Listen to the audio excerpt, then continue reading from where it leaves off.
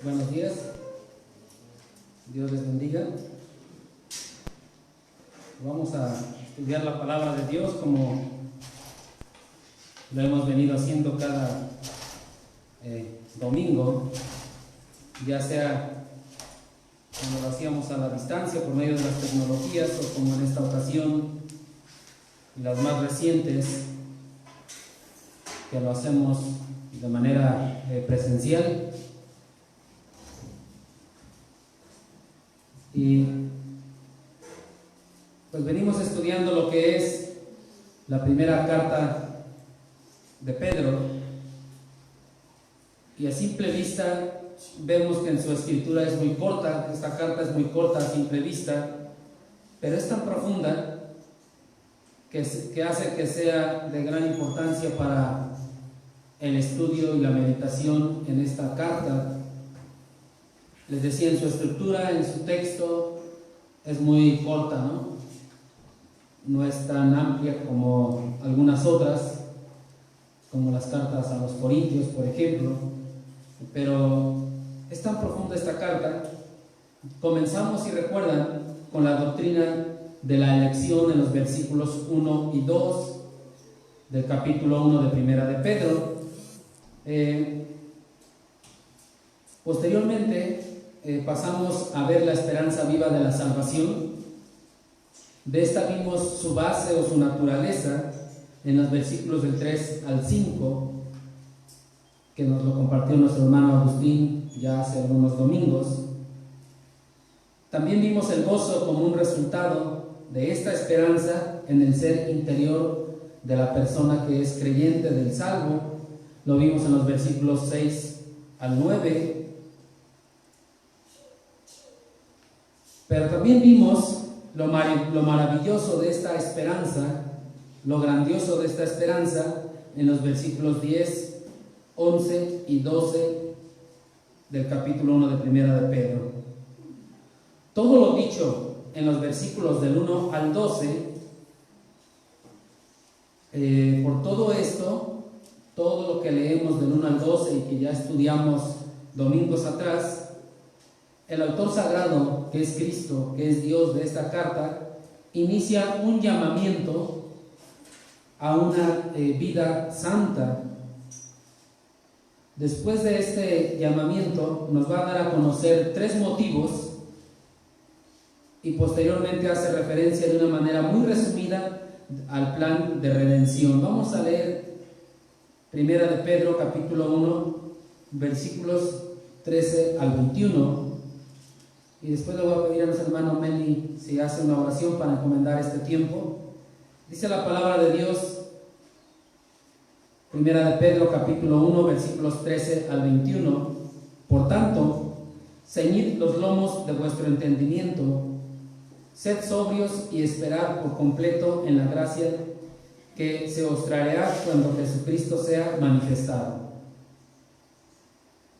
Como hijos obedientes, no os conforméis a los deseos que antes teníais estando en vuestra ignorancia, sino como aquel que os llamó es santo, sed también vosotros santos en toda vuestra manera de vivir, porque escrito está: sed santo, porque yo soy santo. Y si invocáis por Padre a aquel que sin acepción de personas juzga según la obra de cada uno, conducíos en temor todo el tiempo de vuestra peregrinación, sabiendo que fuisteis rescatados de vuestra manera de vivir, la cual recibiste de vuestros padres, no con cosas corruptibles como oro o plata, sino con la sangre preciosa de Cristo, como de un cordero sin mancha y sin contaminación, ya destinado desde antes de la fundación del mundo, pero manifestado en los postreros tiempos por amor de vosotros, y mediante el cual creéis en Dios, quien le resucitó de los muertos y le ha dado gloria, para que vuestra fe y esperanza sean en Dios. Padre, en esta tarde queremos agradecerte por este tiempo que nos das para poder estudiar tu palabra. Y es un honor, Señor, escucharte hablar a través de la Biblia, a través de nuestro hermano Jorge, Es un honor que muchos no pueden tener en este momento o en otros lugares. Queremos agradecerte, Señor, porque en la sangre preciosa de Cristo nos has dado la oportunidad de estar presentes en este lugar y acercarnos hasta el lugar santísimo a tu misma presencia. Gracias, Señor, porque en este día podemos clamar a ti, rogándote que sea tu Espíritu Santo el que nos guíe a convicción del pecado, a convicción de la verdad, a conocer toda la verdad de acuerdo a como tú lo quieres manifestar en el corazón y la conciencia de cada uno de nosotros. Nos encomendamos a ti, Señor, rogándote que le des sabiduría a mi hermano para transmitir tu palabra en el nombre de Cristo Jesús. Amén. Amén. Muchas gracias, hermano. No sé, estimados hermanos, queridas hermanas, si ustedes alguna vez se han preguntado, ¿para qué soy salvo? ¿Para qué somos salvos? ¿O para qué hemos sido salvados? No sé si alguna vez nos hemos preguntado esto, ¿para qué hemos sido salvados? ¿Por qué Dios nos dio la salvación? ¿Cuál es la finalidad de que Dios nos haya rescatado de nuestra vana manera de vivir? ¿Con qué finalidad lo hizo? ¿Para qué lo hizo? ¿Para qué hemos sido salvados? Y seguramente la primera respuesta que se nos viene en la mente es para darle la honra y la gloria a Dios, para adorar a Dios, para glorificar a Dios. Y es algo muy cierto, hemos sido rescatados para eso, para darle la honra y la gloria a Dios. Pero vamos a ver lo que nos dice estos versículos de esta primera carta del apóstol Pedro. Y en los versículos 13 y 14 nos dice: por tanto, ceñid los lomos de vuestro entendimiento, sed sobrios y esperad por completo en la gracia que se os traerá cuando Jesucristo sea manifestado. Como hijos obedientes, no os conforméis a los deseos que antes teníais, estando en vuestra ignorancia. En estos dos versículos que acabo de leer, tenemos el llamamiento a una vida santa. Este llamamiento a la vida santa la vida santa es la consecuencia lógica de la gloriosa salvación adquirida por medio de Jesucristo. Entonces, como consecuencia de nuestra conversión o de nuestra salvación, debe de haber una vida de santidad. Debe haber una santificación por parte de los creyentes. Hemos sido salvados y somos salvos para ser santos. Para eso hemos sido salvados, para ser santos. Ahora, aquí aclararles que hay dos tipos de santidad. Una que le llaman la posicional, y que a pesar de nuestra vida tan pecaminosa que tenemos, dice que somos aceptos en el amado. Es decir, en Cristo Jesús, para Dios, nosotros somos santos, somos apartados. Pese a todas nuestras fallas, errores, pecados, imperfecciones que tenemos, en el amado somos santos ante Dios. Esa es la santidad posicional y nadie te la puede quitar cuando has aceptado a Cristo como Señor y Salvador. Pero también hay la parte práctica o la santidad progresiva, como algunos le mencionan, esa santidad práctica, la cual nos corresponde o es responsabilidad de cada uno de los creyentes. A nosotros nos corresponde procurar esa santidad práctica. A nosotros nos corresponde procurar esa santidad progresiva que va en aumento conforme va pasando los días de nuestra vida en Cristo. Entonces, vamos a estar hablando aquí de esa santidad práctica o progresiva. Siempre que estemos hablando de santidad, vamos a hacer referencia a esto. Ya entendemos, hemos entendido que somos santos en Cristo Jesús, y así nos ve Dios en Cristo Jesús. Por su gracia, por su amor, somos santos. Pero vamos a estar hablando aquí de esa santidad práctica. Entonces, lo que tenemos en estos versículos es un llamamiento a esa vida santa, pero en la práctica, progresiva, y debe de ser la consecuencia lógica de esa gloriosa salvación que hemos adquirido por medio de Jesucristo. Si revisamos el versículo 13, comienza diciendo, por tanto, y este por tanto hace alusión a todo lo dicho en el pasaje que le antecede, es decir, versículos del 1 al 12. Todo lo que hemos ya estudiado de los versículos del 1 al 12 es a lo que hace referencia estas dos palabritas, por tanto. Ya al inicio mencioné un pequeño resumen de esto, entonces ya lo hemos estudiado, ya lo hemos profundizado, y por todo eso, es decir, por toda esa esperanza viva de la salvación, esa esperanza viva de la salvación es la causa de esta exhortación a una vida santa.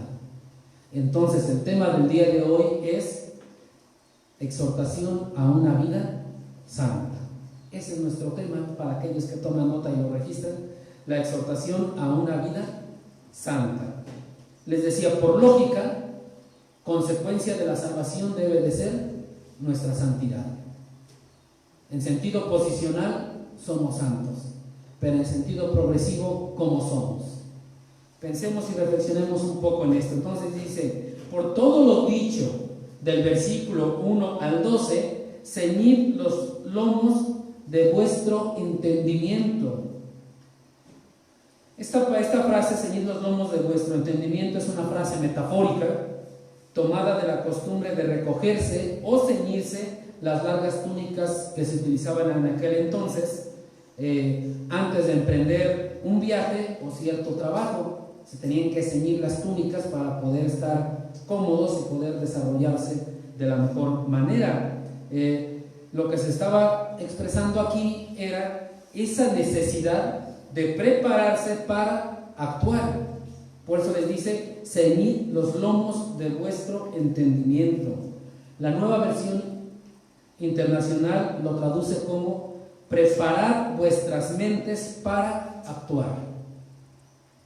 Preparad vuestras mentes para actuar. Sería la frase sinónima de la frase ceñid los lomos de vuestro entendimiento. Es decir, preparad nuestra mente para poder actuar. Después de que nos preparamos en la mente para poder actuar,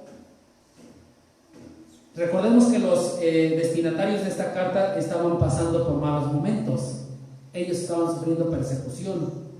Pero después de prepararnos para actuar, nos dice, sed sobrios.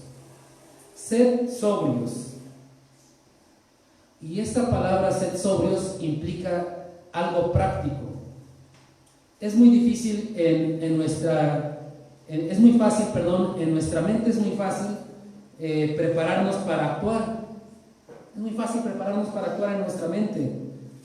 Pensamos anticipadamente lo que vamos a decir o lo que vamos a hacer en determinada circunstancia. Y seguramente recordarán que en nuestra mente decimos, si me dice esto, le contesto esto. Si me hace esto, le hago esto. Es muy fácil en nuestra mente preparar. Estamos preparados para actuar o decir algo en determinada circunstancia. Pero a la hora de la realidad, tal parece que se nos olvida todo lo planeado. Eso que planeamos se nos olvida y a veces terminamos haciendo todo lo contrario. Entonces, sed sobrio implica tener una actitud de juicio, una actitud sensata. Implica mantener un equilibrio en nuestro espíritu, mantenernos en equilibrio. Y para lograr esto se requiere de dominio propio,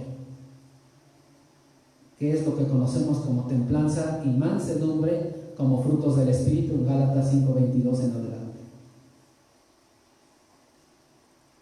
Y para poder tener ese dominio de sí mismo, entonces necesitamos tener mucha concentración y vigilancia de lo que realmente pensamos, decimos y hacemos. Por eso les decía, en la mente es muy fácil preparar nuestras mentes para actuar. Cuando les dice ceñid los lomos de vuestro entendimiento, eso les está diciendo preparar vuestras mentes. Pero en la práctica cambian las cosas, ¿no? Entonces les dice, sed sobrios. Nos preparamos ciñendo los lomos de vuestro entendimiento, siendo sobrios, pero nos dice, y esperad por completo, dice el versículo 13, y esperad por completo en la gracia que se os traerá cuando Jesucristo sea manifestado. Y esperad. La gracia a la que hace referencia aquí el apóstol Pedro se refiere a la salvación final. Ya somos salvos desde que aceptamos a Cristo como Señor y Salvador, pero va a haber un momento glorioso en un futuro. Y esa salvación final a la que se refiere aquí es a la entrada a disfrutar de la herencia eterna allá en el cielo cuando Jesucristo sea manifestado. Entonces nos preparamos en la mente, nos preparamos mentalmente para actuar, intentamos y tratamos ser sobrios y nos corresponde esperar por completo en la gracia que se os traerá cuando Jesucristo sea manifestado, cuando podamos disfrutar de esa herencia eterna allá en los cielos. ¿Qué es lo que nos está diciendo el versículo? Y nuestra motivación debe de ser esperar esa gracia de salvación final. ¿Cómo vamos a esperar esa gracia de salvación final? Dice el versículo 14, como hijos obedientes. Como hijos obedientes vamos a esperar a que esa salvación final o esa gracia sea manifestada. Pedro siempre viene hablando de obediencia. El contexto de la carta nos habla mucho de obedecer y de obedecer. Seguramente recordamos el versículo 2, cuando dice, elegidos según la presencia de Dios Padre en santificación del Espíritu para obedecer. Para obedecer. Y el apóstol Pedro siempre nos habla de obedecer. Sin embargo, aquí en este versículo implica una actitud habitual que debe de constituir la naturaleza propia de la persona. Una actitud habitual que debe de constituir esa naturaleza misma de la persona. Por eso dice el versículo, como hijos obedientes. Ahora, ¿cómo debe de ser esa actitud de obediencia? ¿Cómo debe de ser nuestra obediencia al Señor? ¿En lo que me conviene? ¿En lo que yo considero que es correcto? ¿En lo que a mí me agrada? ¿Cómo debemos de obedecer al Señor? ¿De qué forma vamos a agradar al Señor? ¿Cómo debe de ser esa obediencia? Dice el mismo versículo, en respuesta a esta pregunta, no os conforméis a los deseos que antes teníais estando en vuestra ignorancia. Antes teníamos estando en vuestra ignorancia. Hablando de cosas espirituales antes de recibir a Cristo, somos ignorantes. Somos inútiles, estamos vacíos. Entonces les dice, no os conforméis a los deseos que antes tenían estando en esa ignorancia, que antes tenían antes de aceptar a Cristo como Señor y Salvador. Y esto nos lleva, y es muy aplicable, si vamos por favor a Romanos capítulo 12, un versículo muy conocido por muchos de nosotros.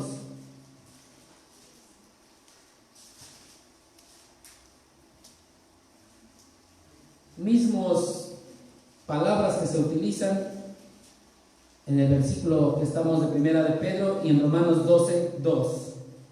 No os conforméis a este siglo, no os conforméis a este mundo, sino transformaos por medio de la renovación de vuestro entendimiento, para que comprobéis cuál sea la buena voluntad de Dios, agradable y perfecta.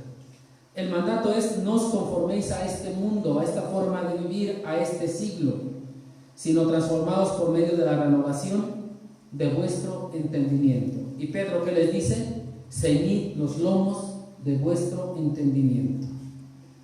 ¿Qué quiere decir? No amoldarnos entonces a los criterios normativos de acción que se viven en el mundo. En el mundo ya hay ciertos criterios para actuar, para vivir y para decir esto es correcto, esto es incorrecto, esto es bueno, esto es malo, pero son criterios que se han venido estableciendo por tradición, por costumbre, por pensamientos, por filosofías, por huecas sutilezas, y se vienen dando. ¿Y qué nos dice? No amoldarnos a estos criterios normativos, porque estos eran los que nos gobernaban antes de nuestra conversión.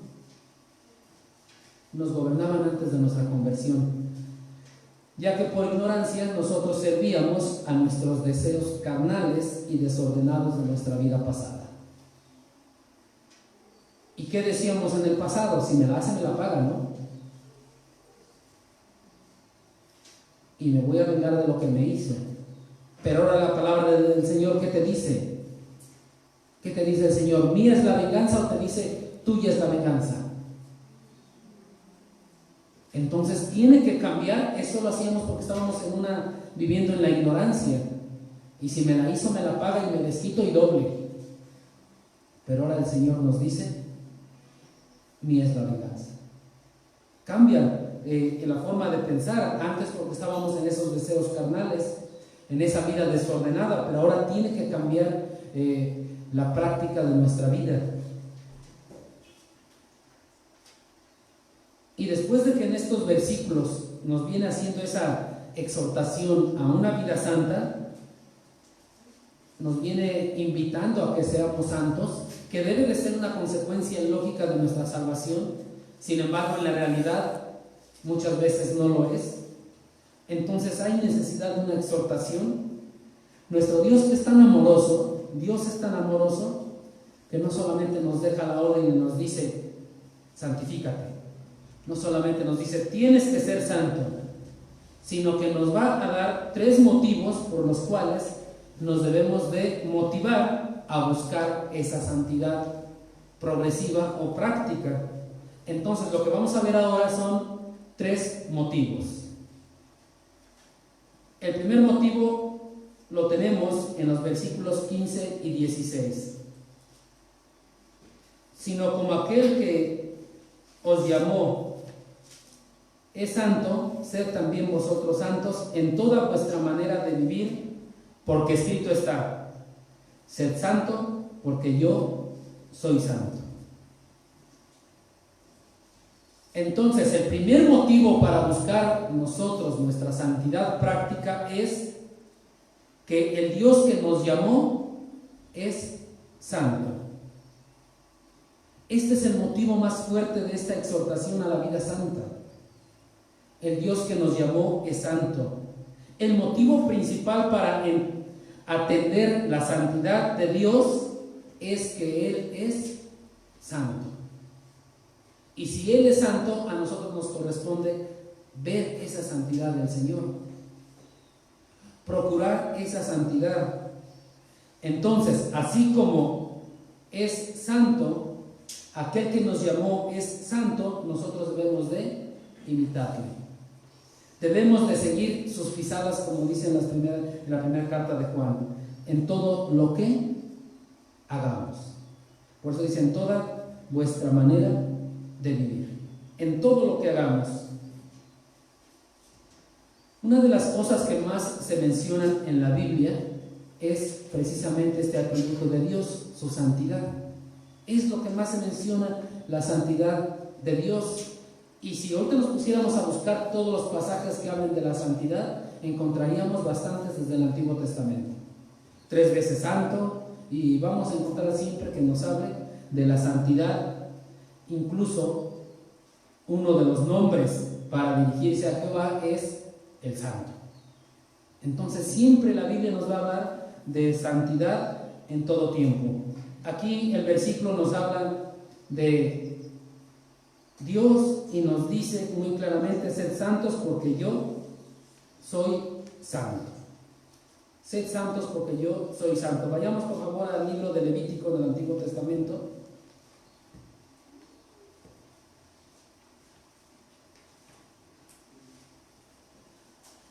En el libro de Levítico hay muchos pasajes también que hablan de la santidad. Vamos a ir al capítulo 19 de Levítico.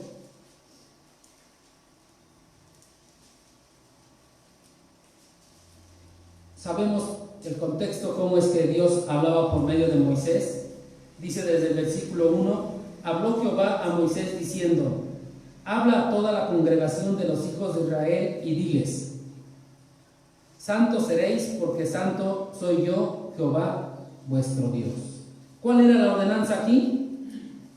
Santos seréis. ¿Qué implica o quiénes eran el pueblo de Israel? El pueblo de Dios. En la actualidad, ¿quién es el pueblo de Dios? La iglesia. Y entonces le dice al pueblo de Dios, santos seréis porque santo soy yo, Jehová vuestro Dios. La ordenanza es ser santos. Si Dios es santo en todo su esplendor y es su característica y es lo que refleja, los hijos de Dios debemos de ser santos en toda vuestra manera de vivir, como lo dice Primera de Pedro, en toda vuestra manera de vivir. Ahora, ¿qué implicará toda vuestra manera de vivir? ¿Cómo podemos llevar a la práctica esto? ¿Qué implica toda vuestra manera de vivir? ¿Lo que me conviene nada más? ¿O qué es lo que implica? Vayamos ahora al Salmo 139.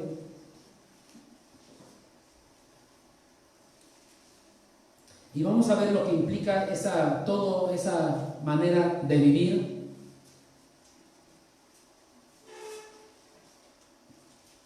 Dice la palabra de Dios en el Salmo 139, voy a leer varios versículos. ¿Ya lo tenemos todos? Dice la palabra de Dios, oh Jehová, tú me has examinado y conocido. Tú has conocido mi sentarme y mi levantarme. Has entendido desde lejos mis pensamientos. Has escudriñado mi andar y mi reposo, y todos mis caminos te son conocidos. Pues aún no está la palabra en mi lengua, y he aquí, oh Jehová, tú la sabes toda. Detrás y delante me rodeaste, y sobre mí pusiste tu mano. Tal conocimiento es demasiado maravilloso para mí, alto es, no lo puedo comprender. ¿A dónde me iré de tu espíritu? ¿Y a dónde huiré de tu presencia? Si subiere a los cielos, allí estás tú, y si en el Seol hiciere mi estrado, he aquí, allí tú estás. ¿Qué implica toda vuestra manera de vivir? Hasta lo más sencillo como el sentarme y levantarme. Que pudiéramos decir es algo tan sencillo, tan fácil, ¿no? ¿Qué le interesa a Dios si me levanto o me siento? ¿Qué le importa a Dios si me bajo el escalón o no me lo bajo? ¿O lo vuelvo a subir? Hasta eso implica, todo lo sabe. Dicen estos versículos que leímos del Salmo 139. ¿A dónde huiré de tu espíritu? ¿Me podré esconder de Dios? ¿Me podré escapar de Dios? No hay lugar. Entonces, todo eso implica toda vuestra manera de vivir. Dios conoce todo de nosotros. Dios sabe todo de nosotros y por lo tanto, la santidad debe de ser en todos los aspectos de nuestra vida. Preguntémonos cómo nos conducimos en el trabajo, en la escuela o en cualquier otro lugar donde estamos y que tal vez nuestros hermanos no nos ven. ¿Cómo nos conducimos? ¿Cómo actuamos? ¿En santidad? ¿O nos estamos moldeando a ese lugar en el que nos desarrollamos? ¿Cómo es nuestro actuar? Entonces, el primer motivo es que el Dios que nos llamó es santo. Y eso nos debe de motivar a buscar esa santidad progresiva.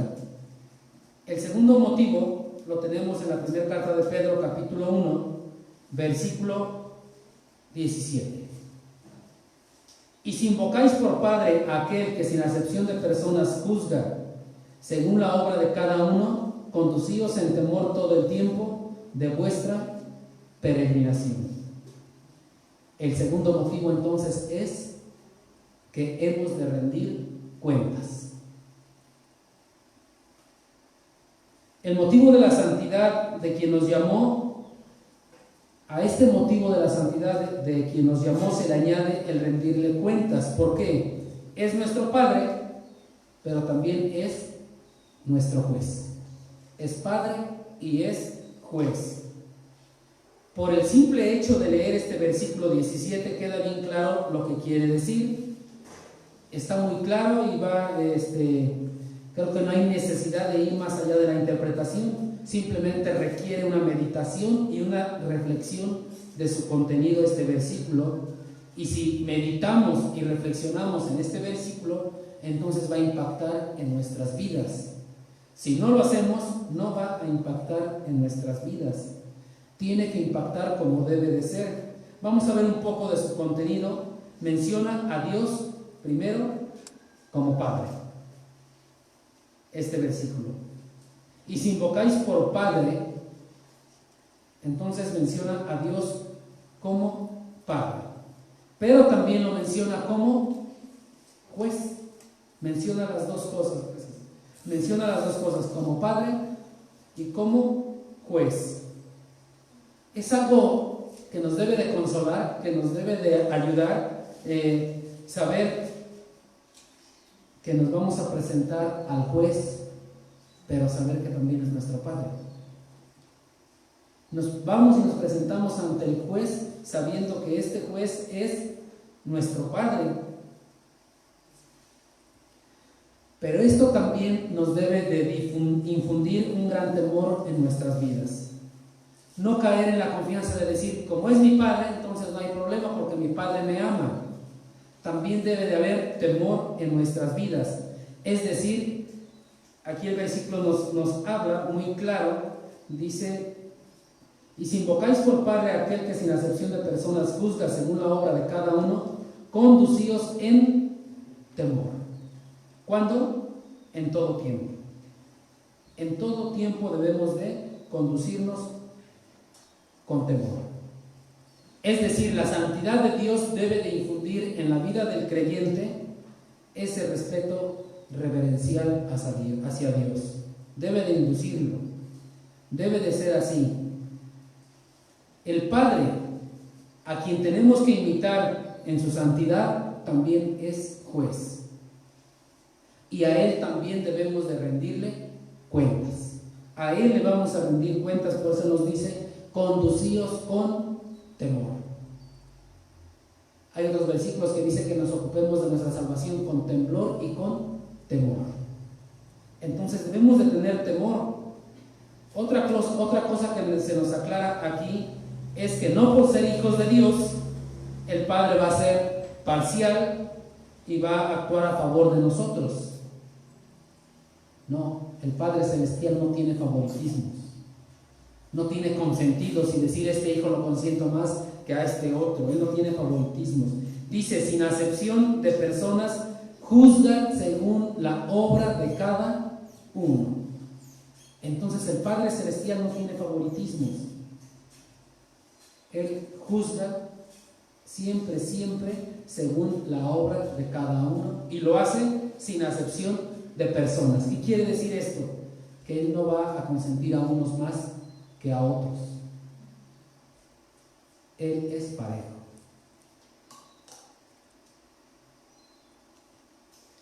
El saber que Dios es nuestro Padre, pero que también es nuestro juez, y que no tiene favoritismos y que no es nada cambiante Él y que lo hace sin acepción de personas, nos trae como consecuencia buscar nuestra santidad, pero conduciéndonos en temor.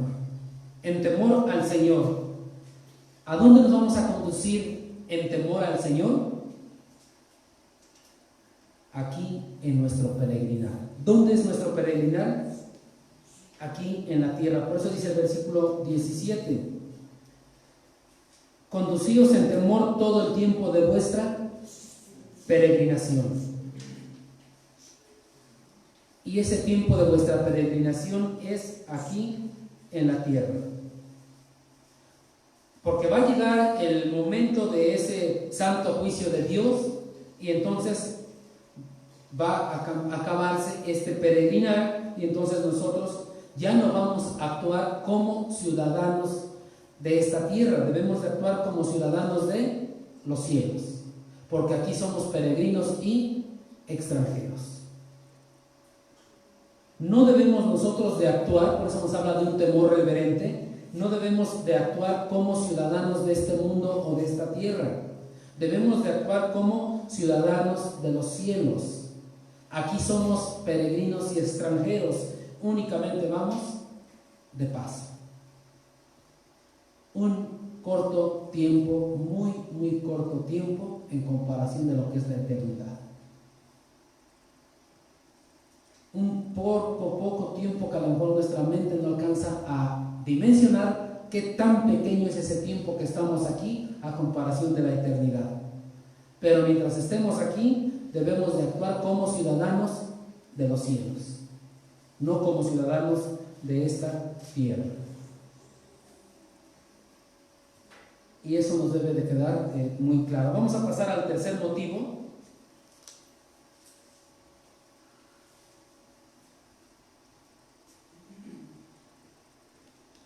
El tercer motivo lo tenemos en los versículos 18 y 19. Dice: sabiendo que fuiste rescatados de vuestra vana manera de vivir, la cual recibiste de vuestros padres, no con cosas corruptibles como oro o plata, sino con la sangre preciosa de Cristo, como de un cordero sin mancha y sin contaminación. Este es el tercer motivo. Hemos sido rescatados por un precio demasiado alto, por un precio altísimo. El principal motivo para buscar nuestra santidad es que Dios es santo. Como Dios es santo, debemos de buscar nosotros la santidad. El segundo motivo es que vimos que Él es juez. Y como es juez, debemos de rendirle cuentas a Dios. Entonces, este tercer motivo es que Él nos rescató de nuestra vana manera de vivir a un precio demasiado alto. Bien sabemos nosotros que Dios rescató a su pueblo de la esclavitud de Egipto y lo hizo con grandes maravillas, con grandes milagros. Como creyentes también hemos sido rescatados de la esclavitud de vuestra vana manera de vivir. Cuando una persona pasa a ser creyente, entonces es rescatado de esa esclavitud de vuestra vana manera de vivir, la cual, dice, recibiste de vuestros padres.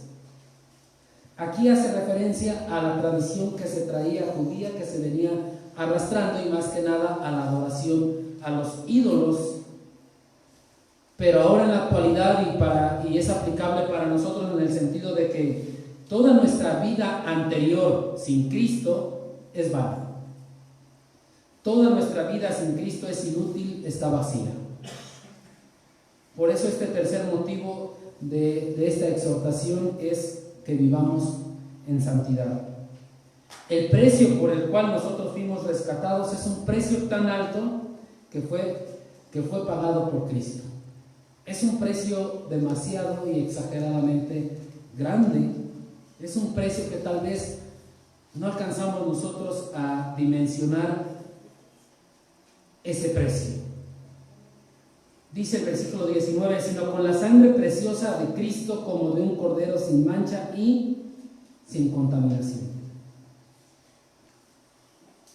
Entonces, el precio de nuestro rescate no fue pagado con cosas perecederas, con cosas perecederas de este mundo, del tipo que sea, que tal vez son muy estimadas por los seres humanos, por los hombres, como el oro y la plata. En aquel entonces el oro y la plata era lo máximo. No sé si todavía sigue siendo lo máximo en la actualidad el oro y la plata, pero era preciado por la humanidad, ¿no? Era algo muy valioso por la humanidad, pero al final de cuentas estas dos cosas, oro y plata, son perecederas. Se acaban. Y Él pagó nuestro rescate con algo que es de valor divino, Por lo tanto, es algo infinito y no perecedero. La sangre preciosa de Cristo no es perecedera. El oro y la plata se acabarán, pero la sangre de Cristo jamás. La sangre de Cristo es valiosa y es perfecta porque es de un cordero sin mancha y sin contaminación. Es un cordero sin mancha y sin contaminación. Tal vez no alcanzamos a dimensionar en nuestra mente esta situación del precio tan alto que tiene nuestro rescate y que se pagó por nuestro rescate. Tal vez no alcanzamos a dimensionar qué es lo que pasa, qué es lo que sucedió. ¿Cómo poder nosotros calcular ese precio tan alto, no? Tan fácil como les puedo asegurar que si yo les dijera que ahorita en sus manos van a tener como 300,000 millones de pesos, no lo alcanzamos a dimensionar en nuestra mente. Esos números ya no, como en la realidad ya no los vemos. Así pasa y no vamos a lograr comprender ese o a valorar ese precio tan alto, ¿no? El Señor Jesús en varias ocasiones había aludido a su misión en esta tierra, que era entregar su vida en rescate por muchos. Lo vimos cuando estudiamos Mateo capítulo 20 del versículo 28.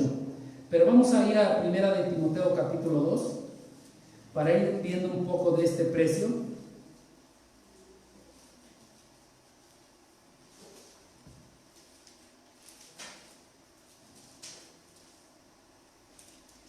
En primera de Timoteo capítulo 2,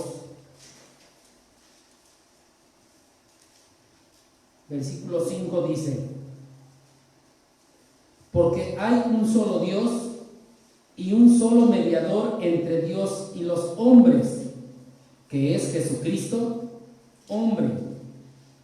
Versículo 6: el cual se dio a sí mismo en rescate por todos. Se dio a sí mismo en rescate por todos, de lo cual se dio testimonio a su debido tiempo.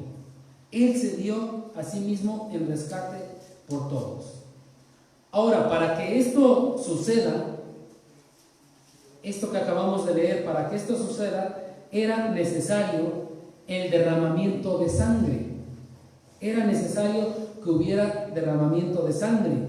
Y este derramamiento de sangre es lo que constituye un sacrificio. No puede haber un sacrificio si no hay derramamiento de sangre. Al sacrificar siempre va a haber derramamiento de sangre. Para que esto suceda se necesita que haya derramamiento de sangre, pero ya no es y no era con la sangre de animales, sino que tenía que ser con la sangre preciosa de Cristo. Y ahora vamos, por favor, a Hebreos capítulo 9. Vamos a ir analizando algunos versículos con la única finalidad de que podamos dimensionar ese precio tan grande por el cual hemos sido rescatados. Y creo que al poder asemejarnos y dimensionar un poco este precio, vamos a estar motivados a buscar esa santidad práctica para honrar y glorificar a Dios. Dice Hebreos capítulo 9,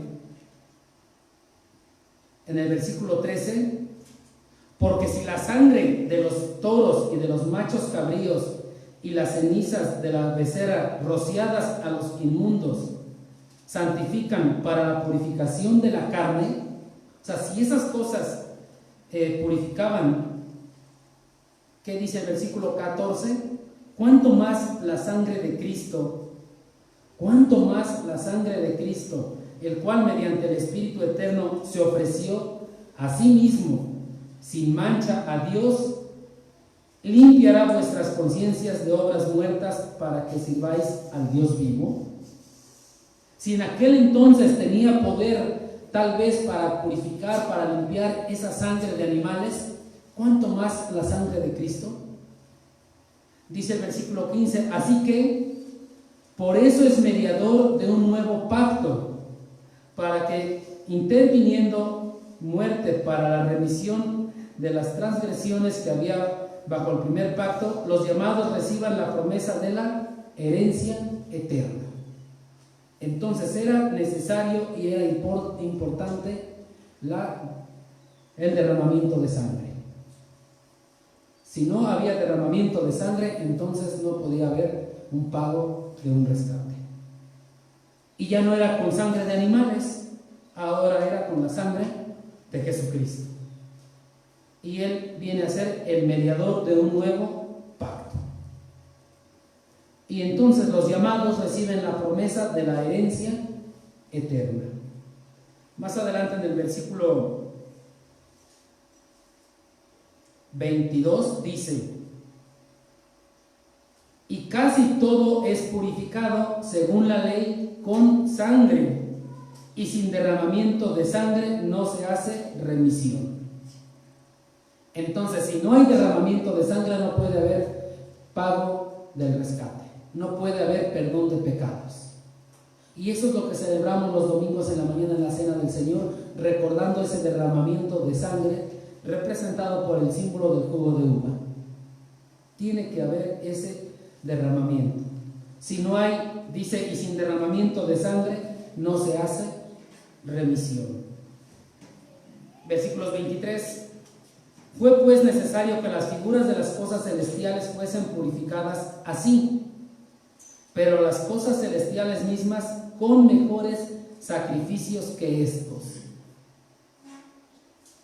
Porque no entró Cristo en el santuario hecho de mano, figura del verdadero, sino en el cielo mismo para presentarse ahora por nosotros ante Dios. Por eso les decía hace rato, nos hace aceptos en el amado. Y no para ofrecerse muchas veces, como entra el sumo sacerdote en el lugar santísimo cada año con sangre ajena, es decir, la de los animales. De otra manera, le hubiera sido necesario padecer muchas veces desde el principio del mundo.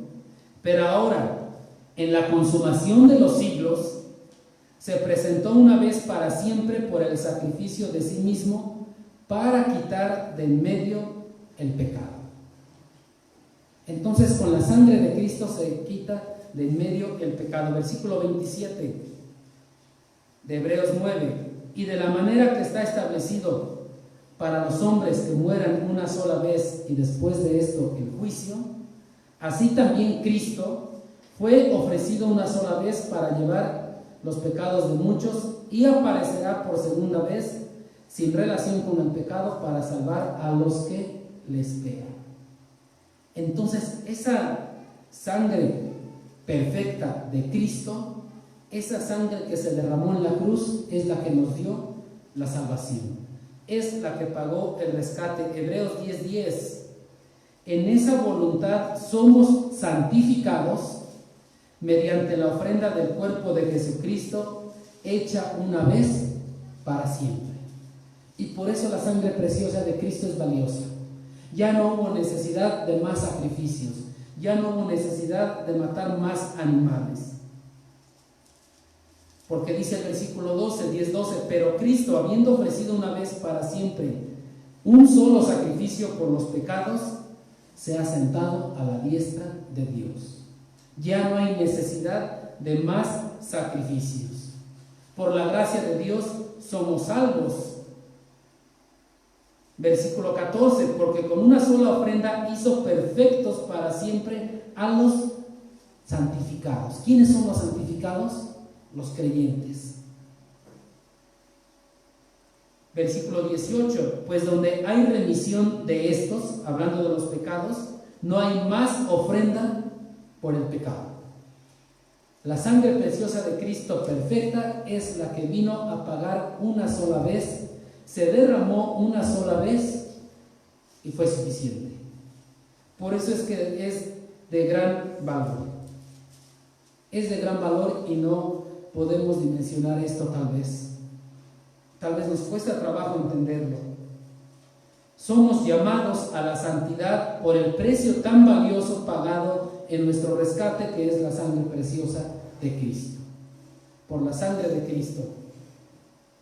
Y es algo que debemos de tratar de entender, de dimensionar, para poder valorar más nuestra salvación, para poder valorar más nuestra santificación. Es algo que debemos llevar a la práctica si es que entendemos esto. Es algo que se debe de reflejar en nuestras vidas. Es algo que debemos de anhelar, siempre estarle dando la honra y la gloria a Dios. Y después de que la palabra de Dios nos dio estos 3 motivos del llamamiento a la santidad, vuelvo a aclarar, santidad práctica, la cual debemos de ejercer y debemos de buscar, porque sin santidad nadie verá al Señor. Y lo dice la palabra de Dios. Después de haber visto estos 3 motivos, el autor sagrado hace un resumen del plan de nuestra salvación, versículos 20 y 21 de Primera de Pedro. Ya destinado desde antes de la fundación del mundo, pero manifestado en los postreros tiempos por amor de vosotros, y mediante el cual creéis en Dios, quien le resucitó de los muertos y le ha dado gloria, para que vuestra fe y esperanza sean en Dios. Veamos la grandeza de Dios, tan grande es nuestro Dios. Dice que ya destinado desde antes de la fundación del mundo. Ya lo habíamos visto en los versículos 1 y 2 que hablábamos de la doctrina de la predestinación. Este destinado desde antes de la fundación del mundo significa que ya lo conocía de antemano, ya estaba planeado, ya estaba programado, ya lo tenía ahí en la mente, ya lo tenía ya en la práctica. ¿De quién estamos hablando en este versículo cuando dice ya destinado desde antes de la fundación del mundo? Estamos hablando de ese cordero que dice el versículo 19, sin mancha y sin contaminación. ¿Quién es el Cordero de Dios? ¿Quién es el que quita los pecados del mundo? Cristo. Estamos hablando de Cristo. Él es el que estaba ya destinado desde antes de la fundación del mundo. ¿Estamos bien aquí? Ahora vamos por favor a Romanos capítulo 8. No pierdan Primera de Pedro.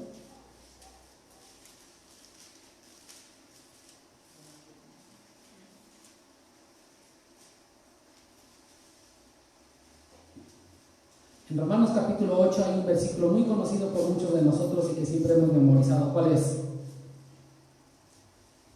8:28. Pero no vamos a ver 8:28, vamos a ver el que sigue, 29. Dice el 29: porque a los que antes conoció, también los predestinó para que fuesen hechos conformes a la imagen de su Hijo, para que Él sea el primogénito entre muchos hermanos. Versículo 30. Y a los que predestinó, a estos también llamó, y a los que llamó, a estos también justificó, y a los que justificó, a estos también glorificó. ¿De quién estamos hablando en estos versículos? Para confirmarlo ahora vamos a Efesios capítulo 1.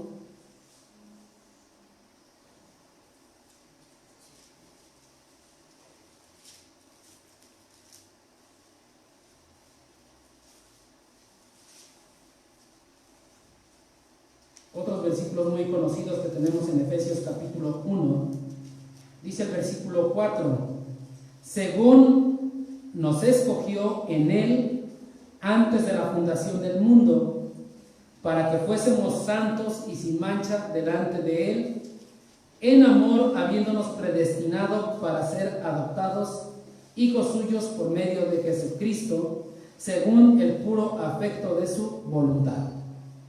¿De quién estamos hablando en estos versículos de Romanos y de Efesios? Ahora, ¿de quién estamos hablando? Ya no estamos hablando de Cristo. Estos versículos hablan de los creyentes.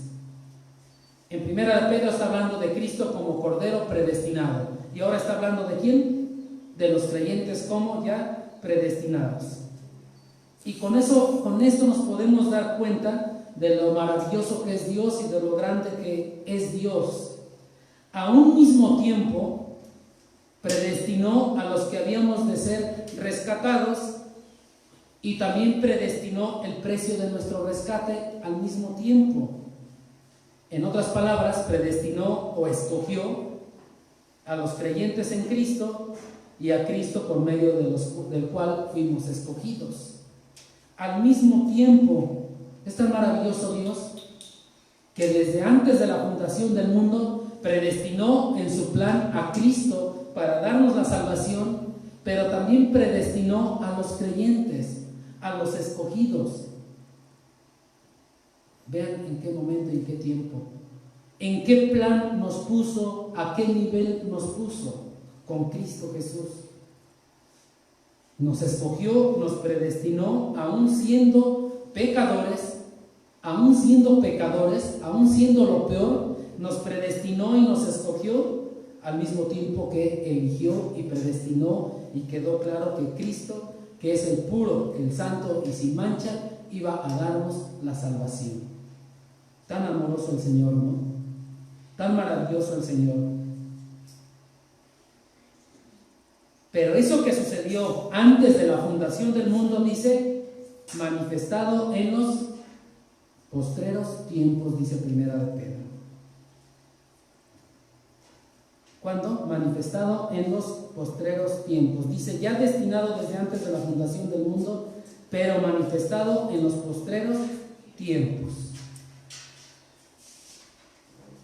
Lo que se hace notar aquí es que todo aquello que estaba oculto desde la eternidad por los misteriosos designios de Dios, ahora ha sido manifestado al final de los tiempos. Vean, el apóstol Pedro ya estaba hablando del final de los tiempos cuando Cristo vino a esta tierra, murió y resucitó.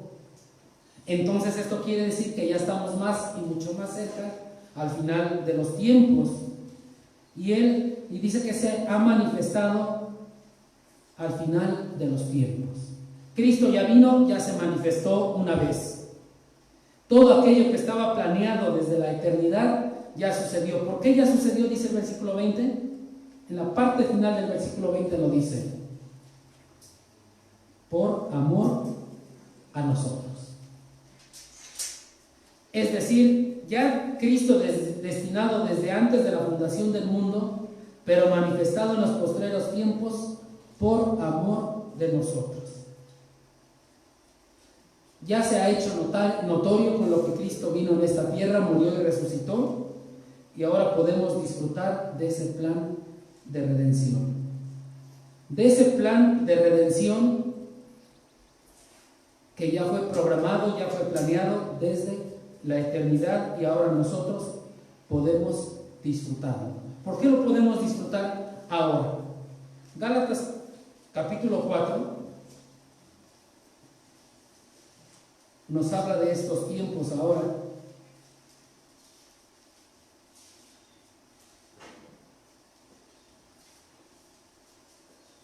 Dice la palabra de Dios en Gálatas capítulo 4: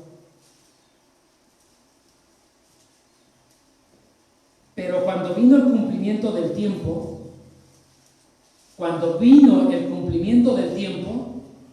o sea, cuando Cristo vino a esta tierra, Dios envió a su Hijo, nacido de mujer y nacido bajo la ley. ¿Cuándo? Cuando vino el cumplimiento del tiempo. Versículo 5: para que redimiese a los que estaban bajo la ley, a fin de que recibiésemos la adopción de hijos. Y por cuanto sois hijos, Dios envió a vuestros corazones el espíritu de su Hijo, el cual clama: Abba, Padre. Así que ya no eres esclavo, sino hijo, y si hijo, también heredero de Dios por medio de Cristo. Entonces el tiempo ya fue. El tiempo ya se manifestó, ya se cumplió cuando Cristo vino a morir aquí en la tierra. Regresamos a Primera de Pedro, versículo 21 del capítulo 1, dice: y mediante el cual creéis en Dios, quien le resucitó de los muertos y le ha dado gloria, para que vuestra fe y esperanza sean en Dios. Lo que tenemos como resultado de todo esto, ahora lo que tenemos es la fe. Y la fe es nuestro creer en Dios. Por fe creemos en Dios. ¿O acaso vimos cuando Cristo murió y resucitó? No.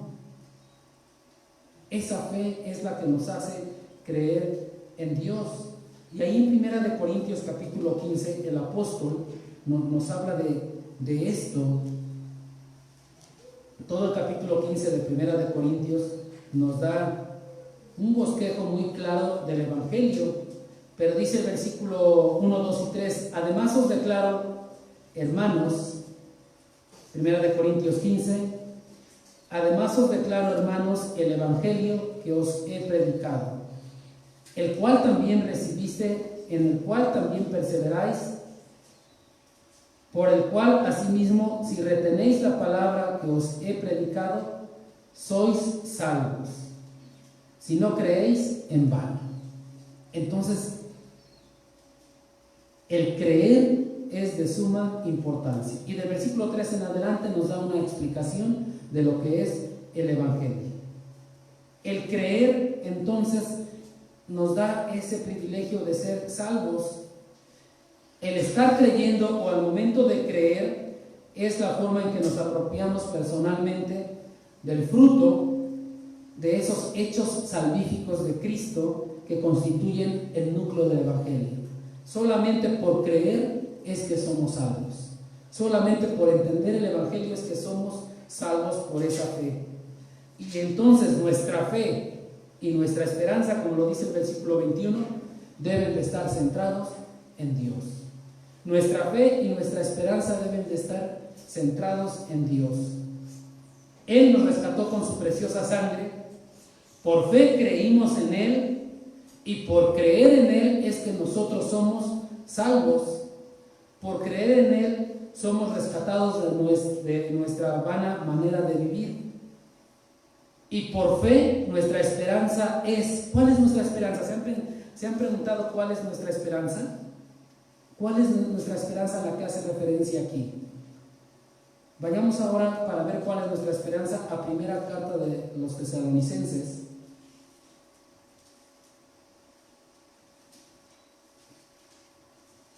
En el capítulo 4 vamos a ver esa esperanza. ¿Cuál es esa esperanza? Primera de Tesalonicenses capítulo 4. Y en esa esperanza es que tenemos que vivir en esta tierra, pero como ciudadanos del cielo, porque aquí somos peregrinos y extranjeros. Aquí simplemente vamos de paso, y nuestra esperanza por la cual vivimos en esta tierra como peregrinos y extranjeros es la siguiente, versículo 13. Tampoco queremos, hermanos, que ignoréis acerca de los que duermen, para que no os entristezcáis como los otros que no tienen esperanza. Porque si creemos que Jesús murió y resucitó, así también traerá Dios con Jesús a los que durmieron en Él. Esa es nuestra esperanza. Nosotros tenemos esa esperanza, los otros de allá afuera no la tienen. Nosotros tenemos esa esperanza. ¿Cuál es la esperanza? Que Jesús murió y resucitó, y que así también traerá a Dios con Jesús a los que durmieron en Él. Y que entonces vamos a dormir en Él y habrá ese resucitar también, en el cual le podremos ver cara a cara, estaremos frente a frente y veremos sus maravillas. Veremos lo grandioso que es el Señor, veremos lo poderoso que es el Señor, y con esto vemos cómo esa esperanza es la que nos debe de motivar a buscar esa santidad práctica, esa santidad progresiva, sin la cual nadie verá al Señor. ¿Acaso nuestro anhelo ver al Señor? ¿Acaso nuestro anhelo estar cara a cara frente a Él? Entonces tenemos que meditar mucho en esta exhortación a una vida santa, en esta exhortación que el apóstol Pedro nos hace para lograr una vida santa, porque por medio de esta veremos al Señor. Y esta es la esperanza, la cual tiene que estar centrada en el Señor, que algún día estaremos con el Señor. Todos los creyentes algún día estaremos con el Señor cara a cara. Esa es nuestra esperanza. Y allá entonces en el cielo nos volveremos a ver. Vamos a orar. Padre Santo, en esta tarde te damos gracias por este tiempo que tú nos das, por este tiempo en el cual tú nos permites, Padre, estudiar tu palabra, Padre Santo.